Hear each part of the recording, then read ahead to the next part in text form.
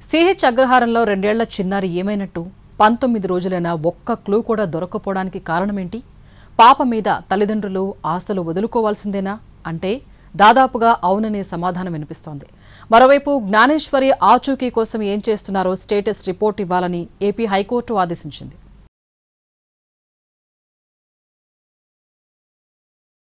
కాకినాడ జిల్లాలో అదృశ్యమైన చిన్నారి జ్ఞానేశ్వరి ఆచూకీపై ఏపీ హైకోర్టులో విచారణ జరిగింది. చిన్నారి ఆచూకీ కనిపెట్టేందుకు ఏం చేస్తున్నారని అధికారులను హైకోర్టు ప్రశ్నించింది.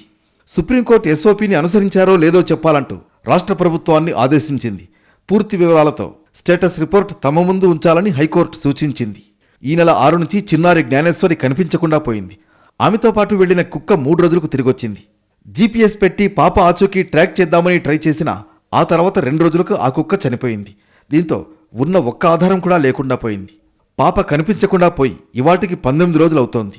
దాదాపు 3 వారాలవుతున్నా చిన్నారికి సంబంధించి ఒక్క ఆధారం కూడా లభించలేదు. అన్ని విభాగాల అధికారులు ఎవరి స్థాయిలో వాళ్లు సెర్చ్ ఆపరేషన్ చేస్తున్నా పాపకు సంబంధించిన ఆధారాలు దొరకలేదు. అందుబాటులో ఉన్న టెక్నాలజీని వినియోగిస్తున్నా కూడా అప్డేట్ లేకపోవడం అందరినీ ఆశ్చర్యానికి గురిచేస్తోంది. మరోవైపు తల్లిదండ్రులు మాత్రం తమ పాప క్షేమంగా తిరిగొస్తుందనే ఎదురు చూస్తున్నారు. కానీ జరుగుతున్న పరిణామాలు ఆశలు వదిలేసుకునేలా ఉన్నాయి. ఇప్పటి వరకు పాపని ఎవరో తీసుకువెళ్లారు, ఎక్కడో ప్రమాదం జరిగింది అనుకున్నారు. కనీసం దానికి తగ్గ ఆధారాలైనా దొరుకుతాయి అని ఎదురుచూస్తూ వచ్చారు. కానీ రోజులు గడిచే కొద్దీ చిన్నారి దొరకడం అసాధ్యంగా కనిపిస్తోంది.